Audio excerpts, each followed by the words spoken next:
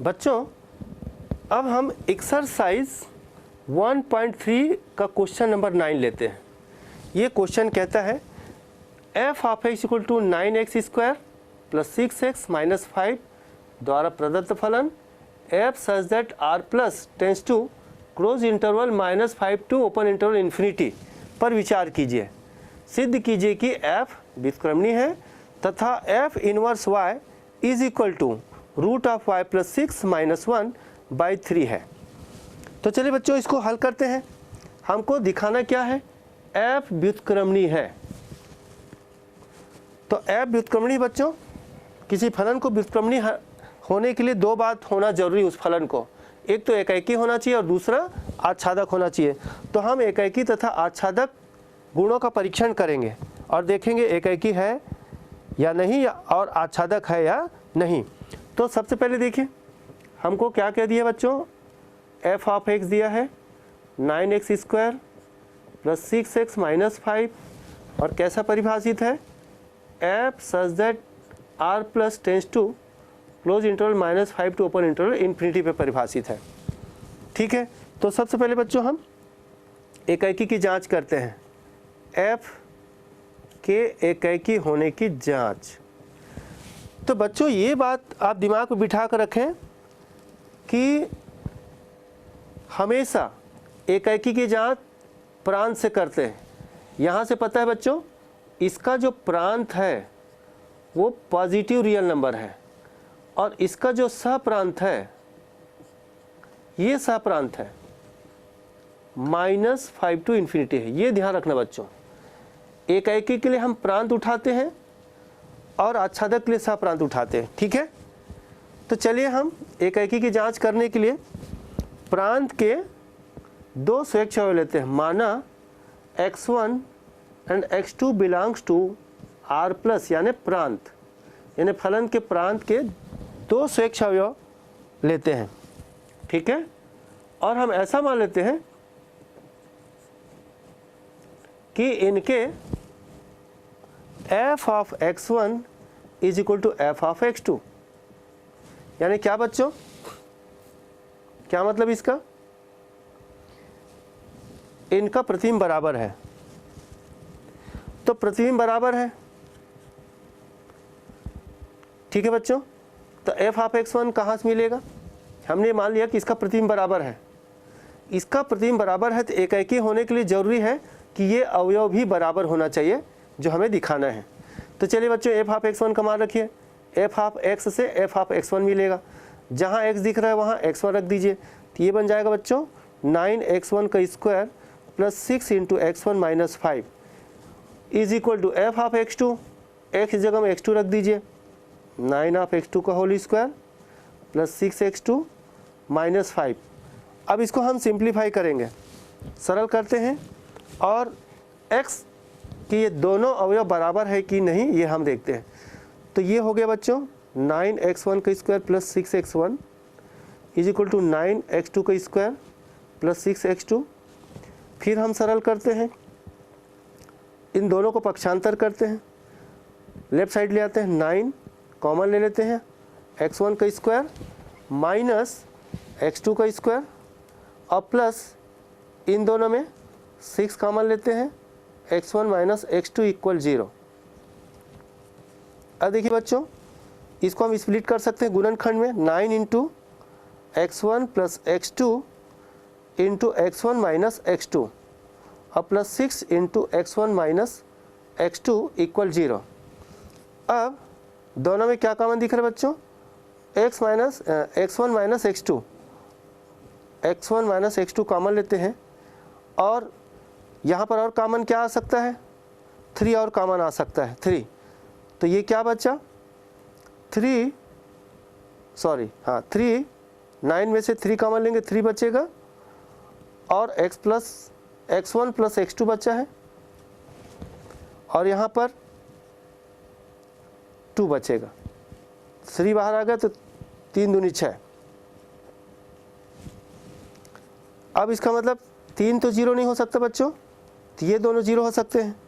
तो हम यहाँ पर या तो x1 minus x2 is equal to 0 या फिर 3 x1 plus x2 plus 2 equal 0।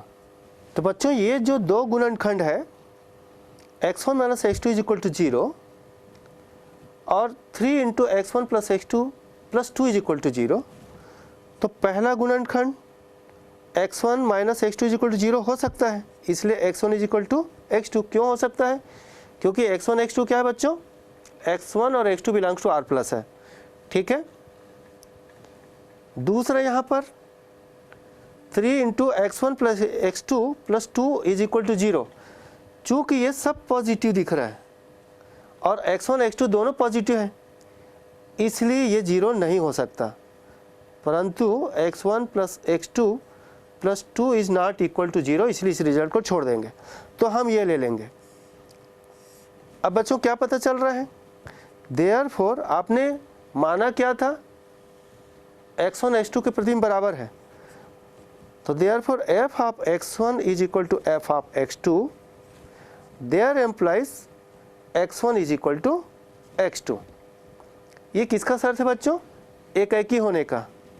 अतः दिया गया फलन f एक ही है।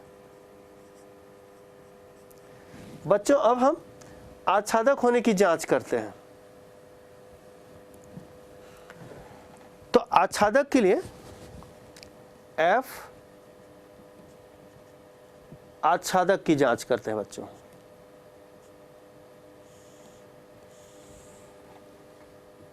इसके लिए हम क्या करते हैं? सहप्रांत के अवयव लेते हैं। माना y belongs to -5 to infinity, यानी ये सहप्रांत,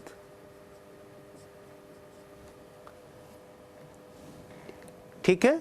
101 अवयव लेते हैं, 101 अवयव है।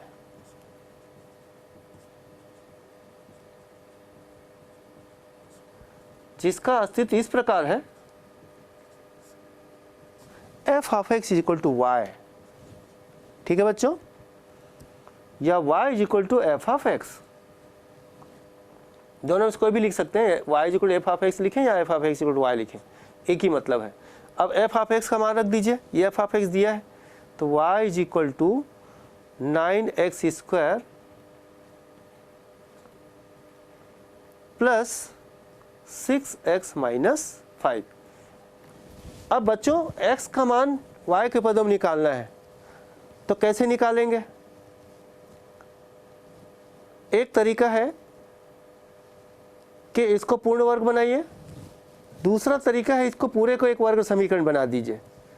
मान लीजिए हम इसको एक वर्ग समीकरण के रूप में लिखते हैं, 9x square plus 6x minus 5 minus y is equal to 0। इसको पक्षांतर कर दिया, या फिर हम इसको और लिख सकते हैं 9x square plus 6x minus दोनों में कॉमन लेकर के 5 plus y is equal to 0। अब ये क्या है बच्चों? देखो x में एक वर्ग समीकरण है, तो x में एक वर्ग समीकरण है तो फार्मूला लगा दो, सूत्र विधि। फार्मूला क्या है बच्चों? वर्ग समीकरण x square plus bx plus c is equal to 0 का, ये formula x is equal to minus B plus minus root over B square minus 4ac upon 2a। अब यहाँ रख दीजिए, ए बी सी का मान रख दीजिए और इसको सरल कीजिए, तो माइनस बी यानी -6 प्लस माइनस 6 का स्क्वायर 36 माइनस 4 इंटू ए मतलब 9 इंटू सी मतलब minus of 5 plus Y, minus of तो माइनस इंटू माइनस प्लस हो जाएगा और 5 प्लस वाई अपॉन ये 2 इंटू ए कितना है 9, 2 इंटू 9, ठीक है बच्चों। अब इसको सरल करें तो ये हो गया -6 प्लस माइनस, बच्चों ये 9 चौक 36 और ये 36 दोनों कॉमन आ जाएगा, रूट के बाहर आएगा, तो 36 का रूट 6 बाहर आ जाएगा। और क्या बचा बच्चों? 1 बचा यहाँ पर, और यहाँ पर 5 प्लस वाई और अपन ये बचा 2 या 18, तो x इज इक्वल टू, यहाँ से बच्चों देखो 6 कॉमन आ जाएगा, 6 बाहर आएगा, 6 × 18 कैंसिल हो जाएगा और बचेगा -1 प्लस माइनस √5 और 1 6 प्लस y अपान 6 कॉमन निकला था, इसके साथ कैंसिल होगा। इस प्रकार से अब आपको यहाँ पर देखना है बच्चों, x क्या है? प्रांत है। प्रांत कैसा है? पॉजिटिव रियल नंबर है, तो माइनस को छोड़ देंगे, तो हम माइनस को हटा देंगे यहाँ से, हम केवल क्या ले लेंगे बच्चों? प्लस वाले वैल्यू को ले लेंगे। x = -1 plus √6 plus y upon 3। ठीक है बच्चों, अब हम यहां पर हम परीक्षण करेंगे। आच्छादक क्या प्रत्येक y के संगत x का मान प्राप्त हो रहा है? y क्या है बच्चों? y जो है सप्रांत क्या है? क्या सप्रांत यानी प्रत्येक y बिलोंग्स टू -5 to ∞ के संगत x belongs to r plus प्राप्त हो रहा है। आप देख सकते हैं, यहाँ पर आप लिख सकते हैं y का इस रेंज में कोई भी मान रखिए, क्या दे रहा है? पॉजिटिव रियल नंबर दे रहा है। आप रख करके देख सकते हैं बच्चों। ठीक है, y का -5 से लेकर अनंत तक, -5 भी रखते हैं, कितना आता है बच्चों? 1। ये पूरा मान 0 आता है। ठीक है, और उसको छोड़कर बाकी कोई भी मान ले लीजिए, -5 के बाद बड़ा, जस्ट बड़ा, -4, -3, इस प्रकार से तो यहाँ लिख सकते हैं। ठीक है, चूंकि प्रत्येक y बिलोंग्स टू -5 to ∞ के संगत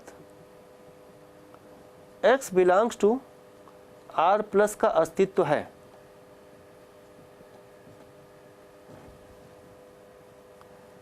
इसलिए f आच्छादक है।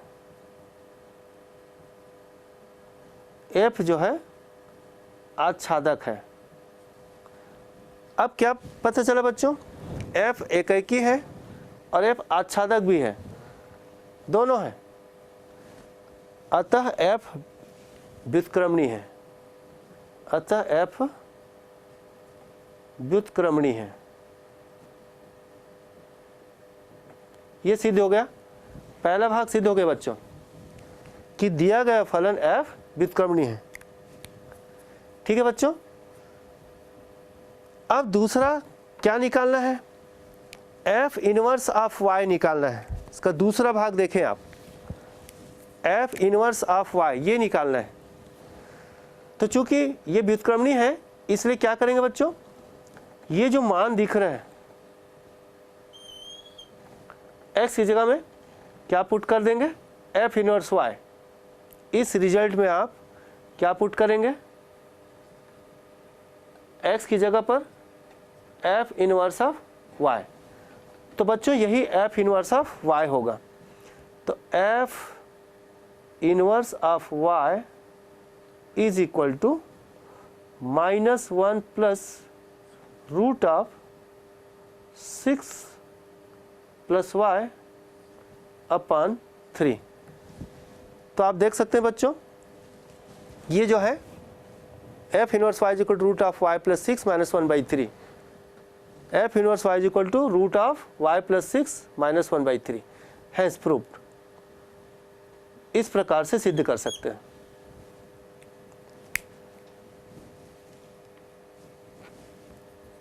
ठीक है बच्चों, नोट करेंगे इसे।